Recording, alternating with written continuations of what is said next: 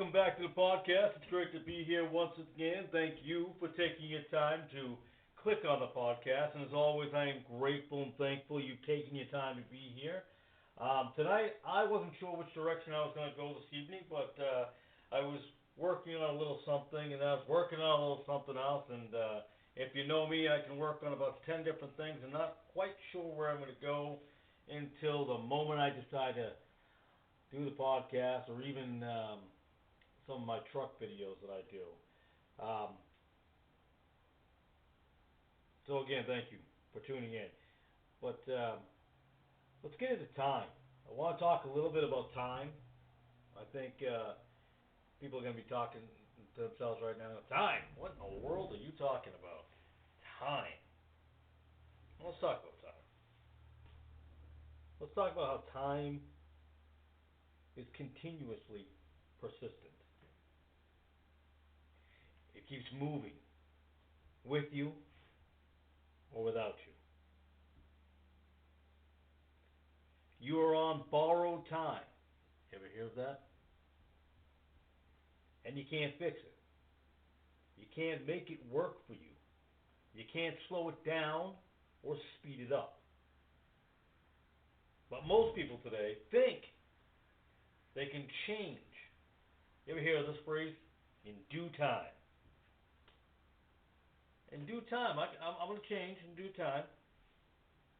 But those are the same people who are going to run out of time. Remember Noah and the people? They ran out of time. God is in control of time. Everything happens in His time. In Genesis, He created time. He gave the barren Sarah a child at His set time.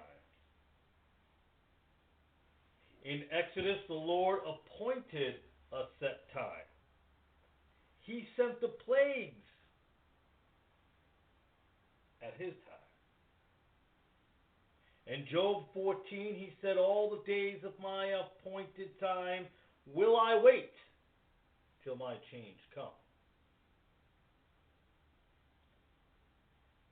You always hear, I wish I could go back in time. Well, you can't. No matter if you watch that movie Back to the Future or not, it ain't happening. If you're going to live today, in this time, and in times to come, however long may be,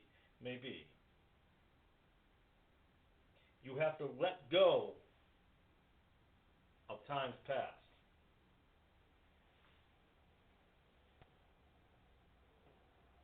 Folks say time is on my side.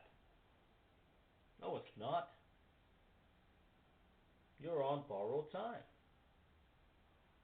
I've got plenty of time. Do you? Well, let me go do this thing. I got plenty of time for that other thing. We make trivial matters more important than the things that actually matter.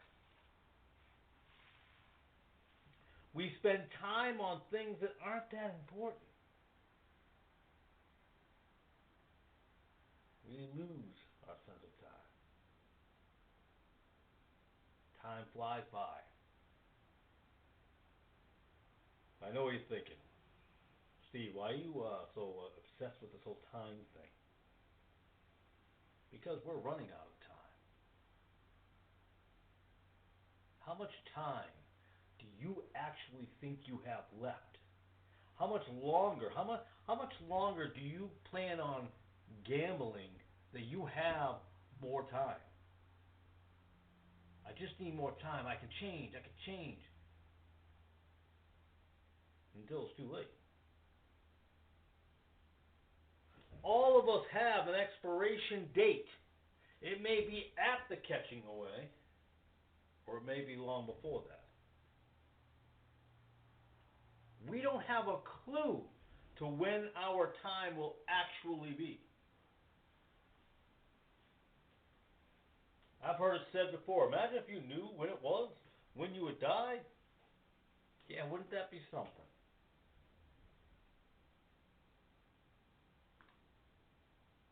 So today there was a vote on the government shutdown. I think it was a couple hours ago they passed for a 45-day stopgap. What are they trying to do? Buy time. For what? And for those of you who are going, oh no, government shutdown. All right, well, we had one back in 1980, 81, 84, 86, 90, 95, early 96, 2013, 2018, the latter half of 2018 into 2019. By the way, all of those were a combination of faults of Democrats and Republicans. Always trying to buy time, kicking the can down the road. But what do you do when the road runs out? We'll just pass it to the next guy. Eventually, there will be no next guy. The government's running out of money. Well, I mean, we all know where they spend that money.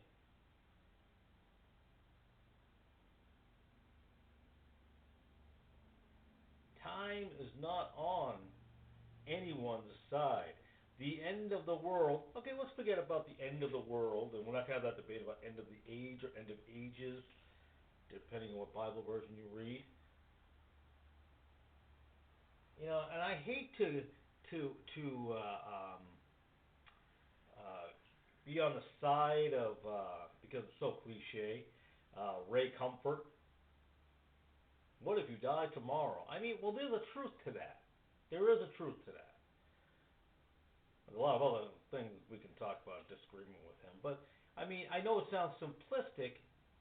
I agree, but it's still truthful. How long are you going to keep drinking? How long are you going to keep doing drugs? How long are you going to still be hateful and hate mongering and war mongering?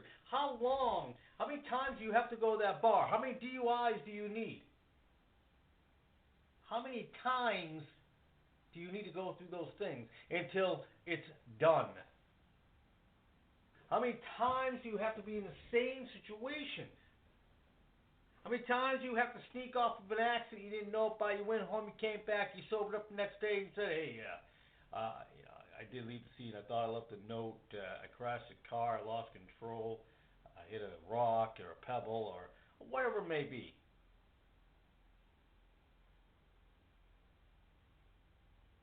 You can only lie or cover up those things so many times. The government wants to kick the can down the road. They want, oh, give us a little more time. You want to drink and get quit for the 19th time? I just need a little more time. You're going to shoot up one more time? Well, let's not talk about shoot up. You can, whether it be smoking dope and smoking weed, you could be doing meth, heroin, fentanyl, opium. Opium? Why did I say opium? That's too many movies I watched in the old days. Ain't no opium like it was back in the day. You got perks, you got oxys. I'll be honest, I don't know if people are hooked on oxys as much as I remember them being hooked on them years ago. Well, perks is still a thing. Perks is definitely still a thing. How many times you can be hooked on the fact that you can do meds from the doctor? How many times do you have to get sick from those meds? How many times do you have to have that medication roll over into another medication, to another medication, to another medication? You get my point. How many times do you have to blame everybody else for your problems, things that you've done? How many times do you have to look back and go, I wouldn't be this way if it wasn't for somebody else? Some of you are liars, and some of you did have some issues. But at some point, you have to take the accountability to change that. That's on you. Maybe in that time, when you were 10 and you were 12 and you were 15, you could have blamed that other person. But when you get to 20, 28, 32, 35, 40, it's you. Now it's your time to blame yourself. You don't understand the circumstances. All of us have circumstances. You find me somebody who doesn't have circumstances, who come from a bad neighborhood or a poor neighborhood or a tough family, bad family, broken marriages, broken family, step parents. Unfortunately, it's ever so common.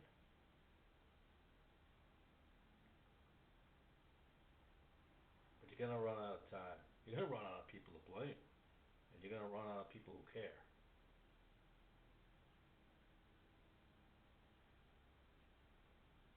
Time is not on our side. Time works against us. We don't get younger, we get older. Some folks get wiser, and some get bitter.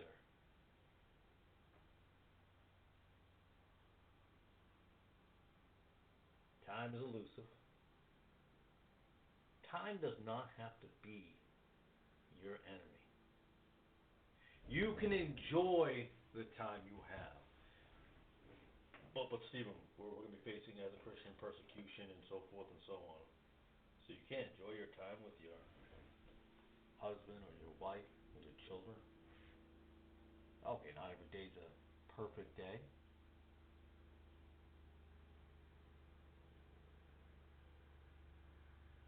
Take solace in knowing that this time will end and better times will await. Even under the persecution and the suffering and the jobs that you go through, find someone who's willing to stick through with this. You're not going to find too many more people. So the person you are with right now, the love of your life, who has put up with you through all of this,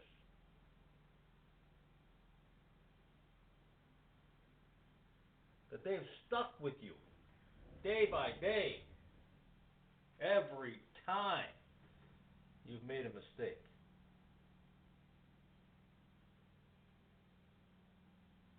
Fix whatever it is that needs to be fixed,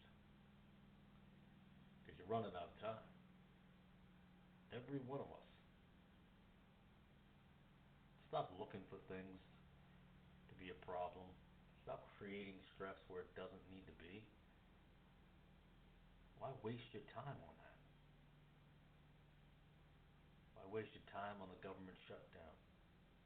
If you're saved, you're a born again Christian, you're a Bible believing born again Christian, what are you worried about with the government? You keep doing what you're supposed to do, what you need to do. God's going to cover that. Oh, I don't know who's going to win, Trump or Biden. Maybe it'll be Robert F. Kennedy Jr. I don't know, man. Maybe it'll be Vivek Ramaswamy. I forget his name. Maybe it'll be the governor from Florida. I don't know. Who should I vote for? Who should I vote for? I vote for God.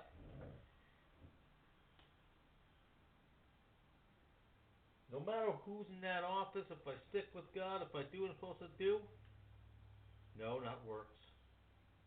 I live my life by the Bible every day, as best as possible.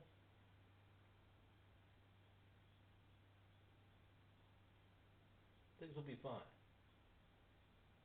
Because yes, in due time, these times will be over, but the great reward time will happen.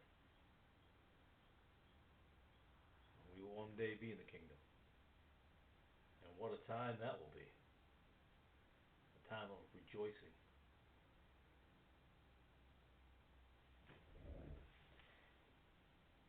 Well, hate to end this in a very cliche manner, but I appreciate your time. And this has probably been one of the shortest podcasts I've ever done. I wasn't sure where I was going to go, but remember, your time could be tonight, your time could be tomorrow, it could be next week. Nobody knows. The end times. When's the end times? When is the Messiah coming back? When is the clouds going to open up? Does it matter if you can't even live by the Bible? Focus, and I'm not saying people have made a few comments on some of my videos, but I think they misunderstood what I was trying to say. I wasn't saying we shouldn't be vigilant and sober and looking and paying attention to things, but I'm saying if that's what you're doing, trying to figure out, going, and I think this might be a time, so now I'm going to change my life. Those are the people I'm talking about. So focused on when the time might be. With the false prophecy, I think it's going to be 2028. God gave you a direct revelation, it's going to be in 2029.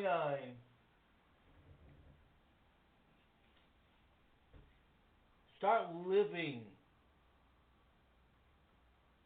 by your King James Bible with every word of God. Start living that, and time will take care of itself, and you'll be all right. Thank you. I appreciate your time as always. And as always, God bless.